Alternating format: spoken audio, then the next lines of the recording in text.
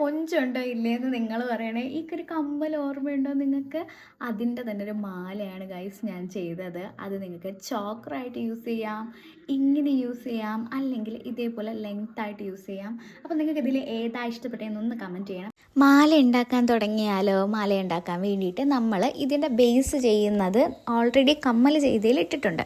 അപ്പോൾ അതെടുത്തതിന് ശേഷം ഇതേപോലെ 3 എണ്ണമാണ് ഒരുമിച്ച് നമ്മൾ കോർത്തെടുക്കേണ്ടത്.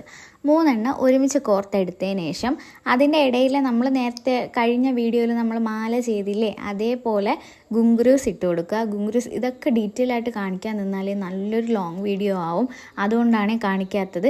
ഇതേപോലെ പിന്നൊക്കെ നിങ്ങൾക്ക് സെറ്റ് ചെയ്യാൻ അറിയാമായിരിക്കുമല്ലോ. ഡീറ്റെയിൽഡ് വീഡിയോ വേണമെങ്കിൽ കമൻറ്റ് ചെയ്യണേ.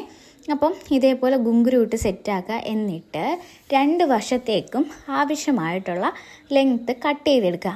എന്നിട്ട് ഒരു ഭാഗം മടക്കി ഇട്ട് കൊടുക്കുക, അതേപോലെ തന്നെ മറ്റേ ഭാഗം മടക്കി ഇട്ട് കൊടുക്കുക. എൻഡിലായിട്ട് ഒരു ജംപ് റിങ്ങും കൂടെ കൊടുക്കുക. എന്നിട്ട് ഞാനിവിടെ ഇട്ടിരിക്കുന്നത് നമുക്ക് അഡ്ജസ്റ്റബിൾ ആയിട്ടുള്ള ബാക്ക് ചെയിനാണ് കൊടുത്തിട്ടുള്ളത്.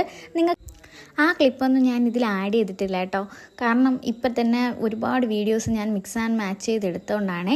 അപ്പോൾ ഇതാണ് ഈ മാലയുടെ ഫൈനൽ ലുക്ക് വരുന്നത്. നിങ്ങൾക്ക് ഇഷ്ടപ്പെട്ടോ ഇല്ലയോ എന്നൊക്കെ കമൻറ്റ് ചെയ്യണേ.